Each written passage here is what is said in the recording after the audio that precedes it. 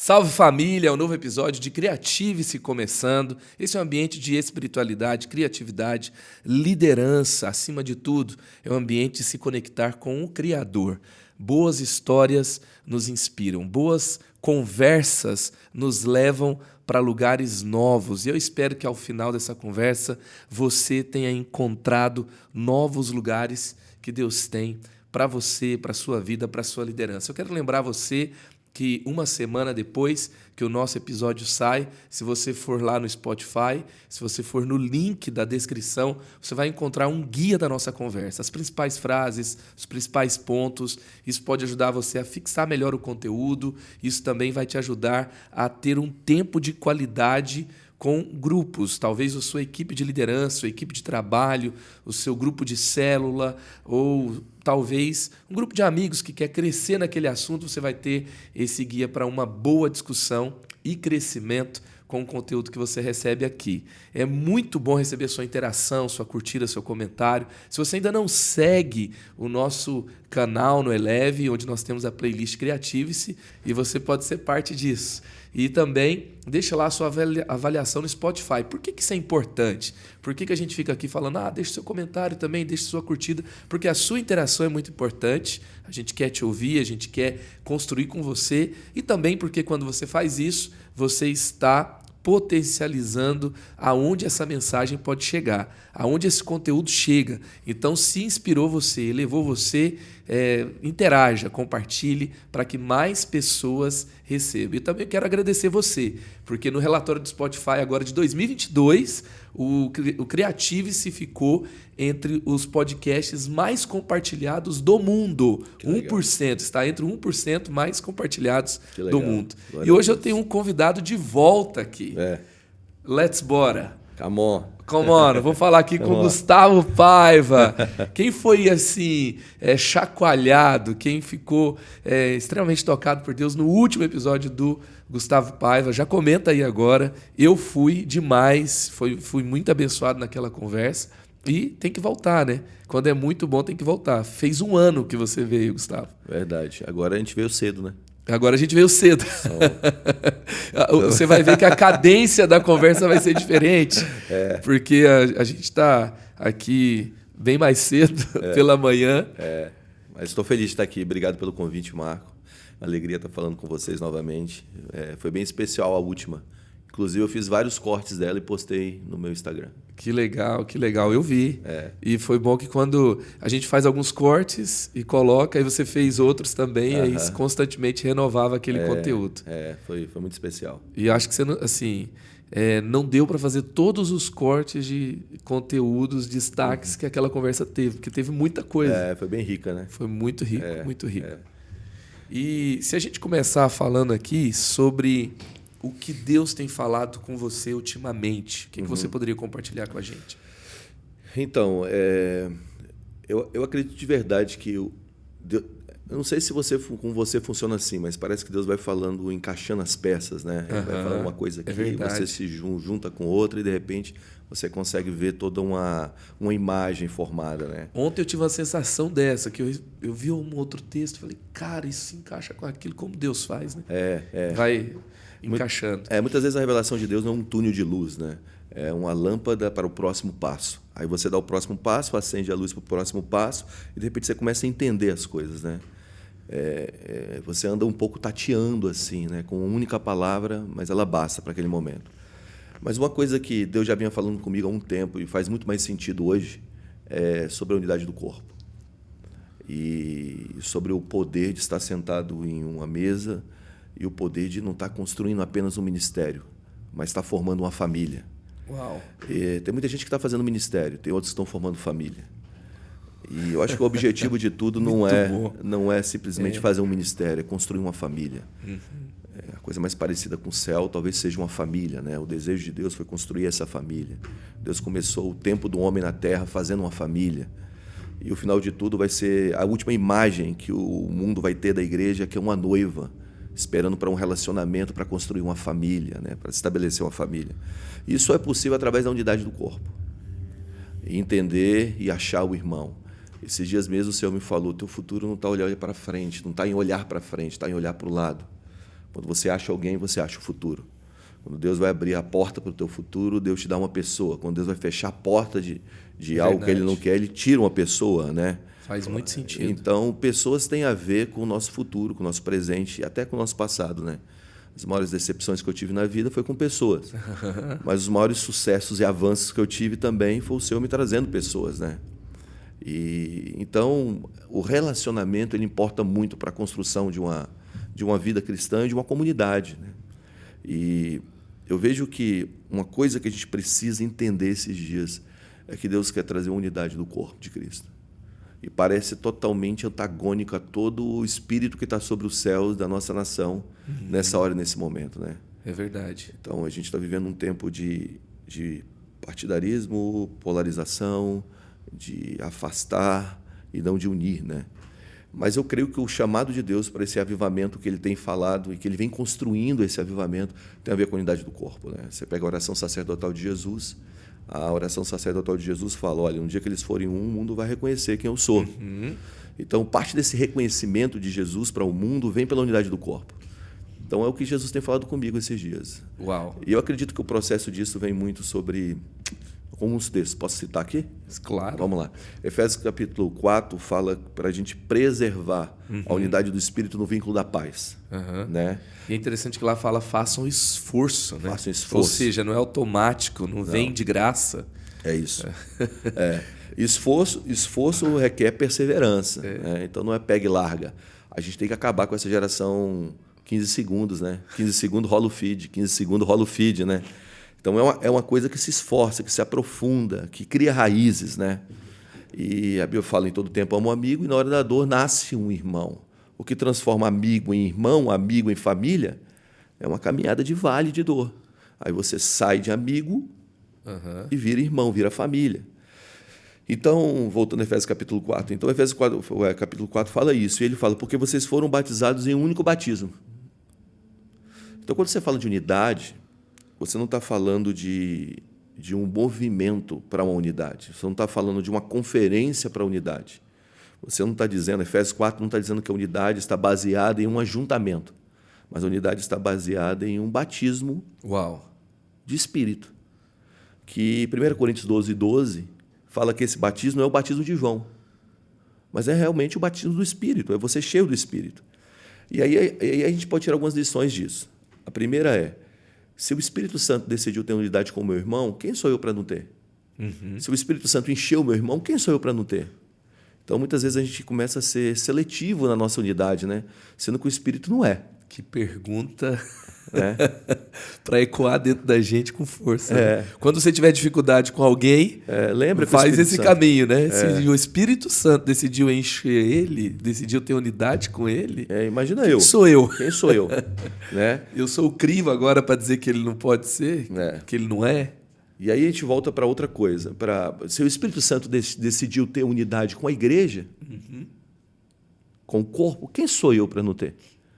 Então a gente começa a pensar a partir do quê? A partir de um batismo, a partir de um vínculo, que não é um vínculo de um ajuntamento. Lógico que a gente tem afinidade com algumas pessoas, né? Mas essa afinidade também não pode, a afinidade que a gente não tem com outras pessoas, não pode ser o crivo de quebrar relacionamento.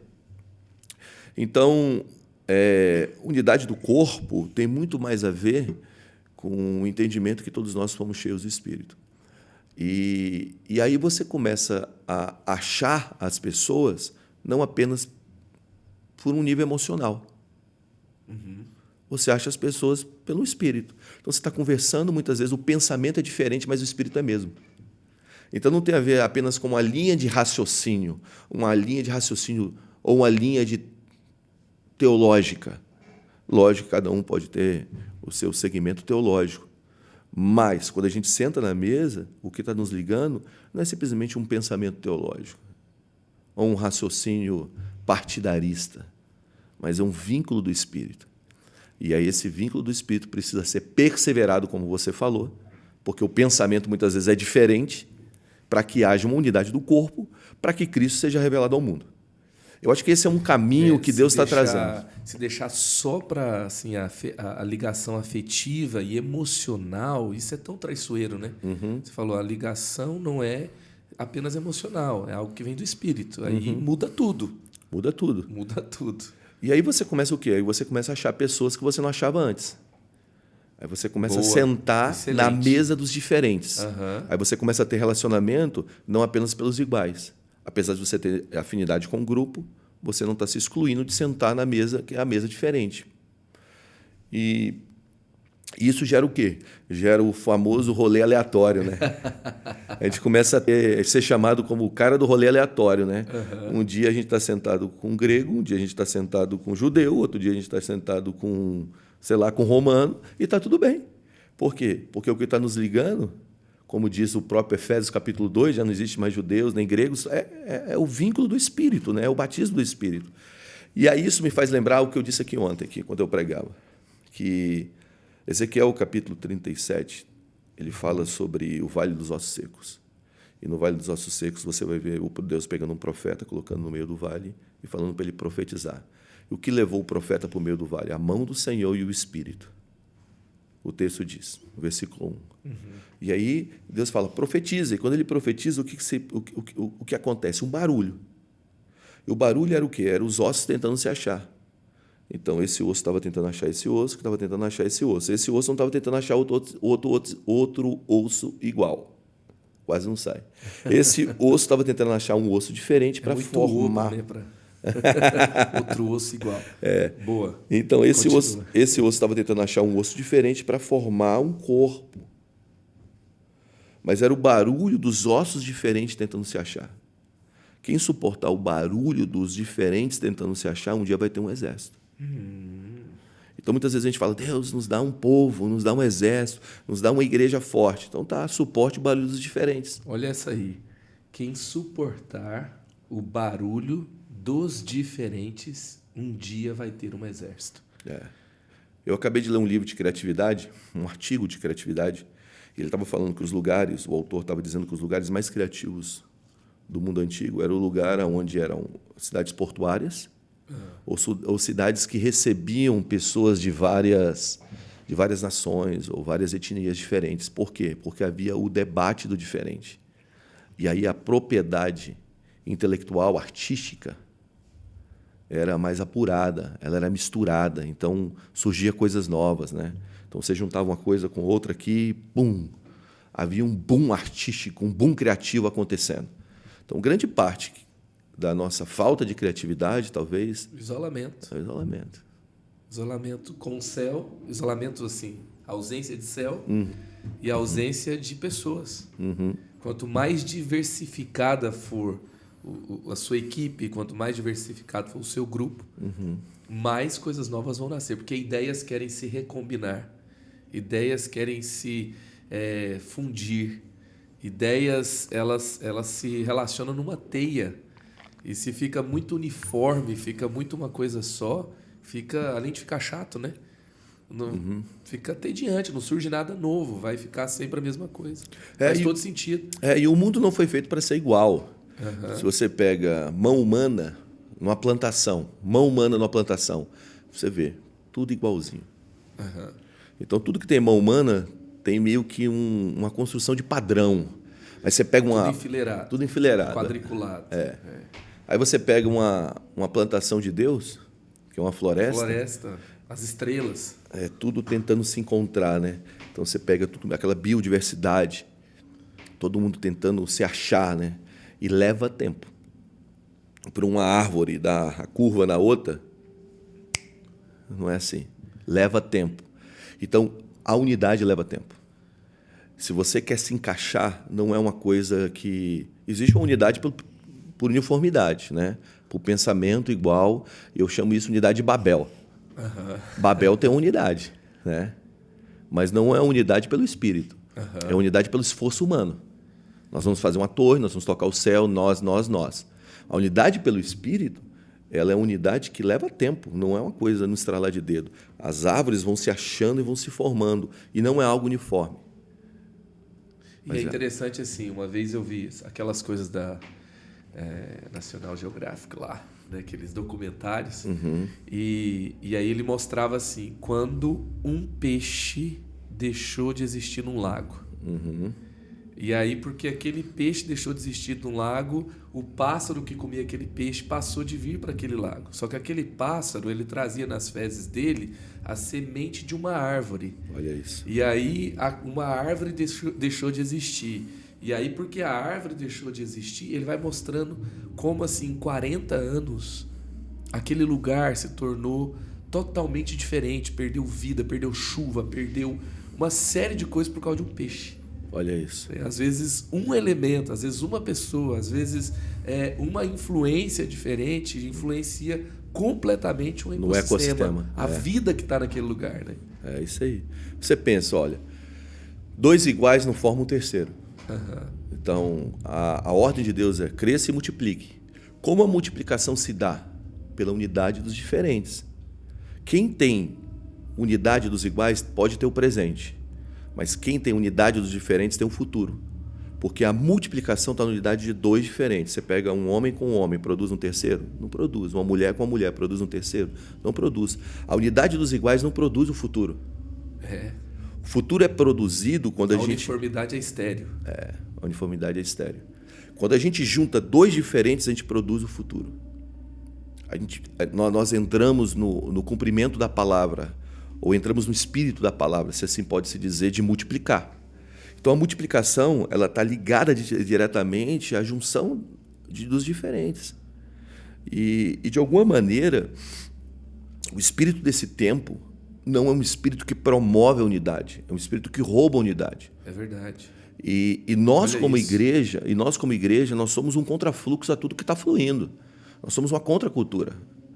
Então, exemplo disso, o povo de Israel estava andando no frio à noite. Deus colocava uma coluna de fogo, quente e luz. O povo de Israel estava andando no calor do dia. Deus colocava uma nuvem. O que é isso? É um contrafluxo. Ele está construindo um sistema contrário ao sistema natural. Então, a nossa visão de mundo precisa ser um contrafluxo ao próprio mundo. Mas a gente está se rendendo, muitas vezes, ao fluxo do tempo presente, por não entender o que Deus quer fazer. E muitas vezes é em nome de uma verdade, né?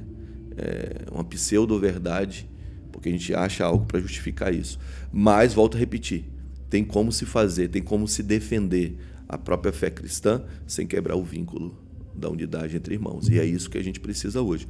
E eu não estou falando de política, eu estou falando do fluxo do tempo. Acho que a política entra no fluxo do tempo. Tudo entra no fluxo do tempo. Qualquer coisa que você fala hoje... Vira partidário e política. Vira né? político partidário e fica complicado, né? Mas, assim, tudo bem, né? A gente não está falando de política, mas acho que às vezes tem uma tendência da gente entrar no natural e se apaixonar por causas e guerras onde o cristão ele troca o seu lugar de trincheiro, o seu lugar de fluir, ele acaba entrando no fluxo comum e abandona o seu principal local de transformação, seu principal local de influência, de transformação. Você tem visto isso acontecer? Eu tenho entendido uma coisa. Eu acho que muitas vezes nós temos uma causa certa com armas erradas. E eu entendo a urgência do tempo.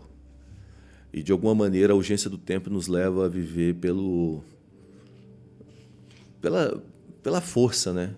Agora, esse é o tempo, e agir pela força. Mas eu nunca fui um cara reativo, sabe, Marcos? Eu não acredito num evangelho reativo. Não faz sentido. Não faz sentido. Eu acredito num evangelho construtivo. Eu sei que algumas pessoas foram chamadas para reagir, e para mim está tudo bem. Mas eu acho que falta um pouco o outro lado. Acho que tem que ter um equilíbrio daquele que força e aquele que constrói, aquele que força e aquele que constrói. Então, eu acho que a nossa causa é maior do que o fluxo presente. Então, a gente pode, de alguma maneira, lutar como muitos... A gente está falando de coisas políticas, né? Então, como muitos fizeram, mas alguém precisa construir. Você quer ver uma coisa? Que a gente abriu mão... Quando eu falo a gente, eu falo a grande parte da igreja. Abriu mão nesse tempo. A educação. A gente manda nossa escola, a gente manda nossos filhos para uma escola romana e quer que ele volte judeu. Ele volta romano. Por quê? Porque é o que ele está aprendendo lá. Então, o nosso filho passa na escola. 6 dias, 5 dias na semana, por horas, e vem para a igreja um final de semana. E a gente acha que a igreja vai ter um papel protagonista dentro da formação da criança. E não vai. Então, de alguma maneira, a gente precisa voltar a algumas bases menos reativas e construtivas. Eu acredito que a educação é uma das coisas que precisam ser construídas. A igreja precisa abraçar isso como uma verdade para esse tempo. E é impressionante, assim, como muitas igrejas, num passado recente, tentou fazer escola, mas de uma forma apaixonada, com os princípios, mas sem uma boa gestão, sem algo consistente ali, administrativo, e em pouco tempo essa escola estava ali com prejuízo, eu vi, assim, eu estudei num seminário teológico, que do lado tinha uma escola da denominação, e essa escola teve que ser vendida por todo o espaço físico dela, numa zona super nobre da cidade de São Paulo, porque o colégio estava completamente endividado. E aí você vê assim como a igreja não se preparou o suficiente para entrar em algo tão importante. Você não acha que isso é um recorte de várias áreas que a igreja entra? Sim, é um recorte de várias áreas que a igreja entra. E ela não se preparou para estar lá. E às vezes, eu não sei como você pensa, né? Mas às vezes a igreja fala assim, vamos entrar nessa área. A política, mesmo, você falou assim, a gente pode construir de outra forma. Mas será que a igreja tem que entrar institucionalmente? Ou será que ela forma discípulos, ela descobre ali potenciais, ela lapida pessoas, ela envia pessoas e que vão ali fazer coisas extraordinárias? Eu acredito assim. Eu acredito que a igreja não deve se abster do debate público. Ela não deve sair do cenário público, né? Em nenhuma área, inclusive o debate político. Mas, de uma maneira institucional, eu não acredito. Eu não acredito numa igreja comprometida com um partido político, uma igreja, instituição, comprometida com um partido político, com uma visão política, ou com um homem como instituição. Mas eu também não acredito que a igreja deve se abster do debate público. Eu acredito que a igreja deve se envolver no debate público. E o se envolver, vamos lá, deixa eu tentar explicar isso de uma maneira mais clara. Quando você pega o Novo Testamento, isso é uma conversa minha com alguns amigos, inclusive com o próprio Davi Lago. Quando você pega o Novo Testamento, você vai encontrar poucas vezes uma autoridade eclesiástica diante de uma autoridade política. Se não me engano, 3 vezes só. Jesus perante a autoridade política da época conversa muito pouco, e Paulo 2 vezes. Quando Paulo está diante de Félix, ele fala 3 coisas a Félix. Ele fala, a base da conversa de Paulo, ele fala, primeiro, seja justo. Ele fala sobre justiça. Segundo, ele fala sobre domínio próprio. E terceiro, ele fala sobre juízo vindouro. Quando Paulo entra em juízo vindouro, ele fica perturbado. Félix fica perturbado e manda tirar Paulo de lá. E isso me faz pensar o tipo de diálogo que nós temos que ter com o mundo aí fora, né? com a área política. Primeiro, cara, você precisa ter domínio próprio em tudo que você faz. Então é algo reservado ou direcionado a si próprio, né? Segundo, tudo que você fizer nessa posição de poder, você vai prestar conta. E terceiro, ele fala, você deve governar com justiça. Excelente. E aqui entra um ponto. Eu acho que o papel do Estado é aplicar justiça. O papel da igreja é promover santidade. Muitas vezes a gente está tentando fazer do Estado um promotor de santidade, não de justiça. E muitas vezes os nossos líderes políticos, por faltar preparo, aquele pequeno recorte que a gente falou, vão para o cenário público querendo levar uma mentalidade de aplicar a santidade. Só que isso não é o papel do Estado, é o papel da igreja. A única instituição que Deus deixou na terra para provocar um quê moral é a igreja. A igreja é o sal, a igreja é a luz. Agora, quando a gente entra no Estado, o que a gente espera do Estado? Uma justiça. Então vou te dar um exemplo. Aborto. Aborto e santidade e a justiça se tocam, mas é muito mais justiça. Porque um ser indefeso não tem possibilidade de se defender. Agora está sendo julgado ou sendo condenado sem nenhum tipo de possibilidade de reagir àquilo. Então o Estado precisa promover justiça. Dizer, não, aborto, não. Por quê? Porque é injusto. Você entende? Então a gente mistura um pouco a questão... do papel, né? Do papel. E eu gosto muito do que o Martin Luther King disse. Ele que Se você olhar para a história, né, ele conseguiu mudanças expressivas, transformações relevantes na sociedade, que se desencadeou por todo mundo como um ativista político. E ele fala, qual é o papel da igreja? Ele fala, a igreja não é senhora e nem serva do Estado. A igreja é a sua consciência crítica. Ela é a consciência crítica do Estado. Que é isso que Paulo fez. Então, tem gente que vai trocando esse papel e aí, assim, a gente acaba fazendo um monte de inimigo, perdendo a nossa força na unidade. Infelizmente, a igreja vira meme em muitos lugares. Porque se você for pegar o Congresso Nacional para estabelecer santidade lá dentro, apenas com pautas morais e esquecendo outras pautas muito importantes de justiça, o que vai acontecer? De alguma maneira, a gente tem que preparar homens justos. Porque quando o justo governa, o povo prospera. É o que a palavra diz. Então, agora a questão é o que é justiça. Aí a gente entra num lugar muito complexo, né? Eu tenho mergulhado nesse entendimento do que é justiça. Qual é a justiça do reino num debate público? O que seria essa expressão de justiça? Dessa parte, desse pilar do reino, que é um reino de justiça no debate público. Acho que é uma questão que precisa ser levantada e discutida de uma maneira profunda, tanto teológica como da teologia para o cenário público.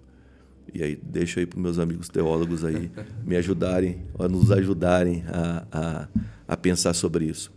Mas justiça precisa ser explanada, né? Ou ser experimentada.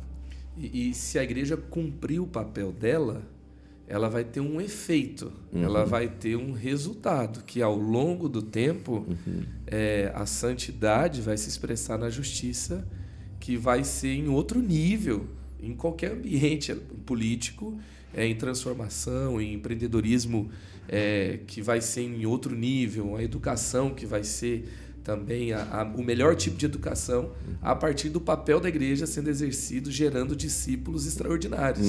Porque esses discípulos não vão estar na igreja na segunda-feira, na terça-feira, não vão ficar no trabalho só lendo a Bíblia e orando em línguas. Eles vão estar ali exercendo um papel importante que eles foram chamados dentro da sociedade.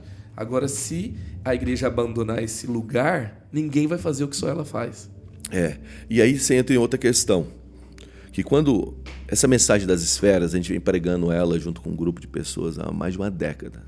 Hoje a gente não tem problema de ver pessoas cristãos nas esferas. Tem gente que acha que é o plano de dominação mundial cristão, né? Tem gente que acha que é isso.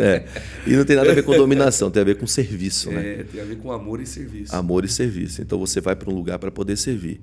Só que essa mensagem, ela gerou um despertamento, mas esse despertamento, eu acredito que se misturou com a paixão pessoal de muitos jovens e muitos líderes. Então o cara fala, tem um chamado para arte, eu tenho um chamado para entretenimento, eu tenho um chamado para política, eu tenho um chamado para business. Mas na verdade era um chamado que se mistura com desejo pessoal e esse desejo pessoal é uma paixão. Só que a paixão precisa ser purificada. A gente precisa purificar a paixão de uma geração. Tá, você tem um chamado para esse lugar? Você tem uma paixão por esse lugar? Ok, não tem problema. Deus chamou alguns para esses lugares. Mas como você purifica essa paixão? Você purifica essa paixão através de serviço e entrega. É impossível você ir para um lugar desse e servir o Senhor de verdade sem um espírito de serviço. Senão vira plano de dominação.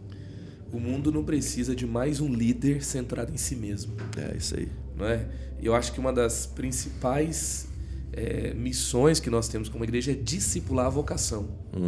Porque Jesus não tem problema com ambição, ele tem problema com ambição pequena. Porque a ambição que é só sobre vocês e você ficar mais encantado com a posição que você vai ter, com o lugar que Deus te colocou, do que com o próprio Deus e com o corpo de Cristo, e achar que aquilo é mais relevante do que a própria igreja, você se perdeu, a sua vocação, ela se perdeu no meio do processo, né? É isso aí. Você pode pedir para Deus o que quiser, mas você não pode dizer para Ele como Ele vai fazer. Né? Então, Deus, eu quero ir para um cenário político. Tá bom. Agora, como vai ser feito, é Ele que determina. Ele que determina, né? E você falou, nisso que Deus tem te falado mais recentemente, né? A gente acabou indo para uma outra expressão disso, que é sobre a unidade. Eu vejo assim que a igreja tinha muita dificuldade da unidade no ajuntamento, mas ultimamente não tem mais. Não tem sido. Desde Billy Graham, né? As cruzadas eram ajuntamentos. Ele juntava 200 igrejas para fazer. Eu vi lá, você vê, 1940, ele estava juntando 200 igrejas em Los Angeles para fazer um encontro, 50, né? Como podemos trabalhar na prática para ter unidade além de ajuntamento? Unidade além daquela coisa fofinha, legal, somos todos juntos, vamos dar as mãos, somos um corpo, e ter uma unidade efetiva mesmo, além daquele ajuntamento que a gente sabe fazer, a gente sabe se encontrar, você sonha com coisa grande, junto um monte de crente, o povo quer falar, a gente pode fazer uma parada legal juntos, que é maior do que o que eu estou fazendo sozinho, você já bota sangue no olho de todo mundo. Só que isso termina em ajuntamento. Né? Como é que a gente faz para ir além da sua perspectiva só do ajuntamento? Tem a ver com isso aqui, ó. Mesa. Eu acho que os nossos púlpitos, e eu não estou dizendo todos não, tá? Eu não quero ser injusto, mas muitas vezes nossos púlpitos se tornaram troca de influência e não expressão de unidade. Então, você está hypado, vem para cá. Lota meu evento. Você lota meu evento. E aí vira uma troca de influência, não uma expressão de unidade. Então, a gente está trabalhando com a ponta e a gente tem que trabalhar com a base. A ponta é o que se vê no domingo em cima do púlpito. Então, a gente precisa construir a partir do relacionamento. Então, você pega, por exemplo, existe uma construção pelo trabalho e existe uma construção pelo relacionamento. Então, você pega Pedro foi chamado pescando. João foi chamado lavando, arrumando as redes com os irmãos. A primeira expressão da igreja para o mundo foi Pedro, mas a última expressão vai ser João. Né? A última palavra da igreja para o mundo foi de João. Né? Apocalipse. Então, de alguma maneira, Deus está construindo algo... O último que estava vivo. Né? O último que estava vivo. Deus está construindo algo que vai muito mais do que um trabalho bem feito, mas uma relação estabelecida, de profundidade, de comunhão. E isso vem com o quê? Isso vem com humildade, cara. Tá faltando humildade pra gente. De sentar e falar assim, cara, me explica isso aqui. Talvez você tenha um caminho já. Então, ontem eu estava perguntando pro pastor Carlito, o que você acha que eu devo fazer aqui? E eu de verdade, no meu coração, eu sabia que eu deveria fazer o prédio de criança. Primeiro, aquela conversa que nós tivemos. Mas mesmo assim eu cheguei e falei, o que você acha para fazer aqui? Porque não é uma questão só de eu saber. É uma questão de eu me colocar em uma posição para ouvir alguém que já andou um caminho. A gente ter humildade, sabe? Humildade. Deus me ensinou um negócio. Em 1998, eu estava aqui em São Paulo e eu estava andando, né? Tinha um pastor que era muito conhecido, tinha acabado de cair em pecado. O escândalo tinha estourado no Brasil. Eu estou andando no quarto do hotel, dizendo, Senhor, não me deixe cair, não me deixe cair, não me deixe cair. Aí o Senhor falou comigo, Guga, ajoelha. Eu ajoelhei. Aí eu continuei orando, Senhor, não me deixe cair, não me deixe cair. Eu sou um pastor jovem, estou começando. Aí Deus falou comigo, Guga, deita no chão. Eu deitei no chão. Aí eu falei, Senhor, o que tem a ver isso? Ele falou assim, pede para alguém te derrubar. Aí eu falei, estou deitado no chão. Aí ele falou, ninguém derruba um homem prostrado. Ninguém derruba um homem entregue. Então, de alguma maneira, eu acho que as nossas quedas, os nossos erros, as nossas divisões, tem muito a ver com o nosso orgulho. E muitas vezes a gente não quer ouvir a opinião do outro, como você fez. Pastor Carlito, o que você acha?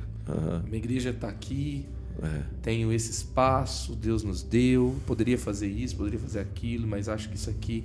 Às vezes a gente não quer ouvir um outro porque a gente não quer construir com o outro, a gente quer competir com o outro.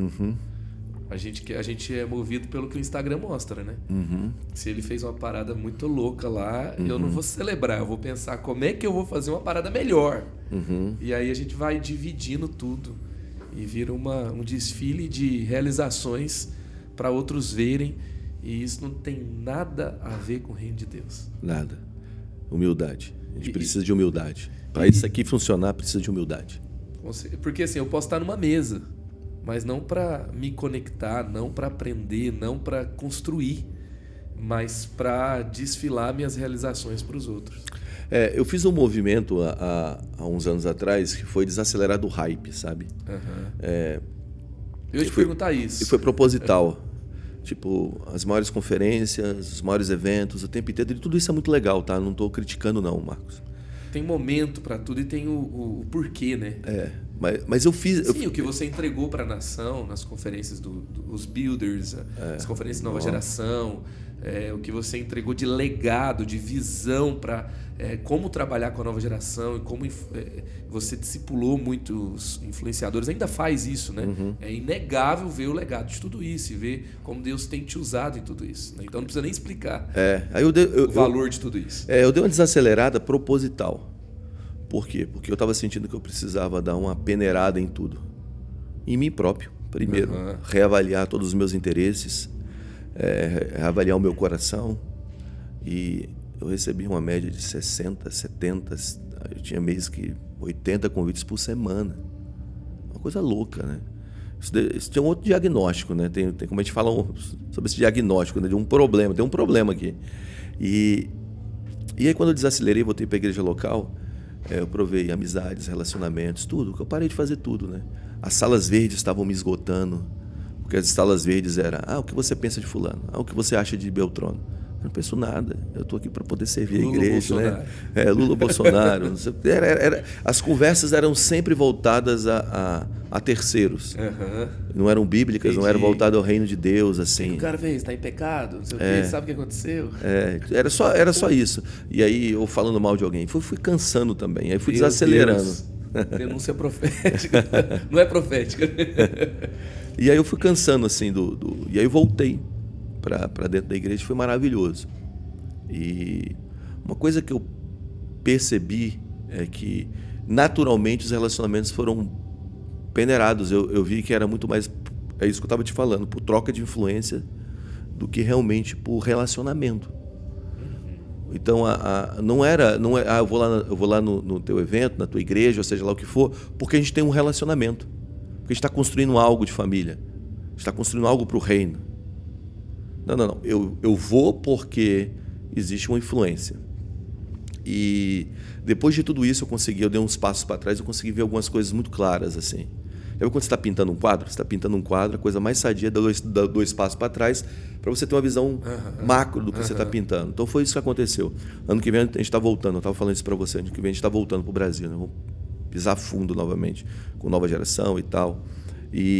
Mas uma coisa que eu percebi é que os nossos relacionamentos não são reais. Eu não vou dizer na totalidade, tá? Claro, eu não quero ser absoluto no que eu estou dizendo, mas faltou ou nos falta algo prático, que foi a sua pergunta. Nos falta valorizar mais isso do que o púlpito. Já fui para lugares que o pastor me recebeu, apertou minha mão, não ouviu nem a pregação, acabou, eu fui para o hotel e fui embora para casa. Isso não teve nem tempo de relacionamento. Eu já fui para lugares em que realmente era só o púlpito que valorizava. Vai lá e faça o teu trabalho bem feito e vai embora. E de verdade, eu não acredito nesse negócio.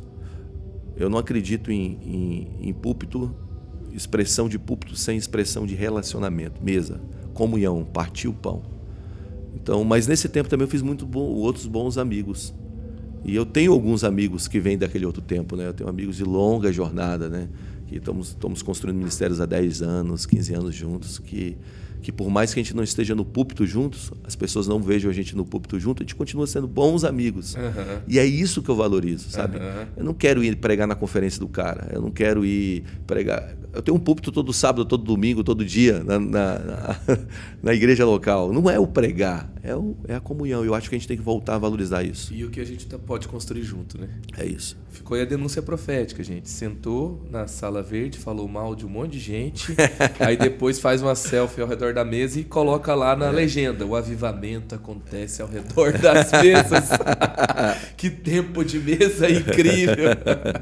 E como é relevante, né? você falou da educação, a gente tem o entretenimento. Entretenimento discipula. Você vai pegar os filósofos ao longo da história, eles falam sobre o poder do entretenimento de moldar comportamento, de gerar realmente cultura. E imagina assim, às vezes não, na maioria dos casos, uma igreja, uma pessoa extremamente relevante, ela não tem tudo para fazer um filme, para fazer algo, ou para começar um projeto ali de cultura que vai gerar e vai transformar de uma forma relevante. Ou vamos para a educação, da mesma forma.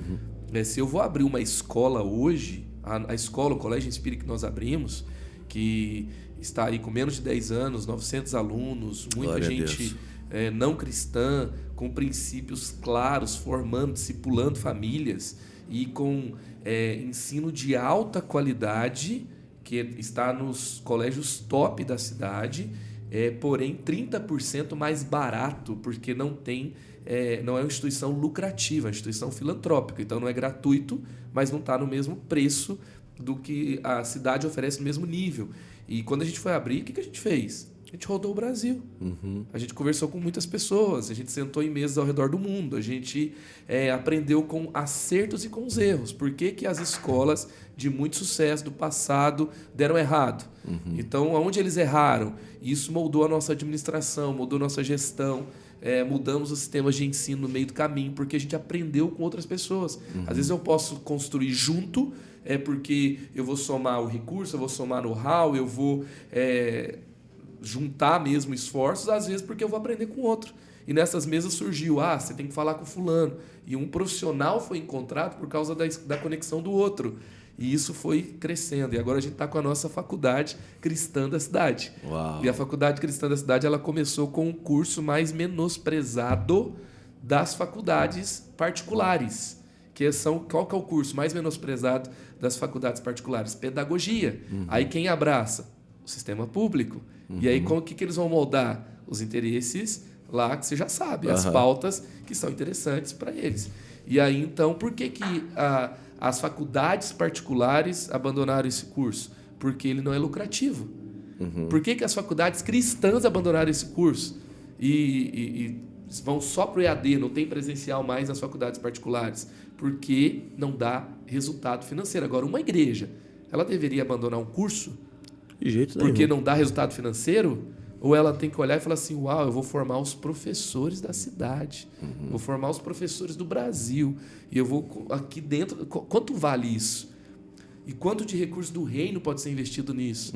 Quantos parceiros eu posso ter para fazer algo relevante? E nós temos parceiros que não são todos dessa igreja, são de outras igrejas também, que estão nos ajudando a entregar isso com muita qualidade. Então, que as mesas podem gerar coisas tão relevantes. Né? Isso aí. Eu me empolguei aqui no final. Não. Falei mais que o meu convidado. Não, é isso aí. Eu acredito nisso. Eu acredito que um relacionamento puxa outro, que puxa outro, ele vai conectando a gente, vai formando essa rede do reino de Deus. É isso mesmo. É isso aí. Cara, sempre extraordinário. Amém. Sempre incrível falar contigo. Amém. A mesa com você nunca foi tempo perdido. Amém. Obrigado, Marco. Com você também não, amigo. Você viu que um ano depois você veio aqui, eu mandei um áudio para você, né? Cara, sabe aquele negócio que a gente falou? É verdade. Cara, eu tive uma revelação aqui em cima disso. Muito legal, né? Isso é demais, né? Isso a gente não tem. Tem coisa que Deus não vai dar para um só, né? Então, Davi foi lá e matou o gigante, isso promoveu. Mas quem entregou a espada, a capa, o arco para ele foi Jonatas. Então tem coisa que você vai conquistar na sua performance, no seu relacionamento com Deus, na sua entrega, mas tem coisa que você vai receber de outro irmão. Não Amém. tem como. E eu vejo claramente isso na amizade contigo. Tem Amém. coisa que Deus me dá através de você. Amém. Tá? Vamos juntos. E que Deus continue te abençoando. Amém. Lá em Brasília, na IR, no Nova Geração, que você continuar empreendendo. Amém. Obrigado, Marcos. Deus abençoe também. Tamo junto. Criative-se. O extraordinário te aguarda em Jesus. E aí, espero que você tenha gostado desse episódio. Eu quero te lembrar que também nós estamos no Spotify. Pode deixar lá suas 5 estrelas para o nosso podcast. Criative-se também está no TikTok. Procura a gente lá. Criative-se Cortes no YouTube e também no Instagram, tá? Criative-se _podcast no Insta. Valeu, galera. Criative-se.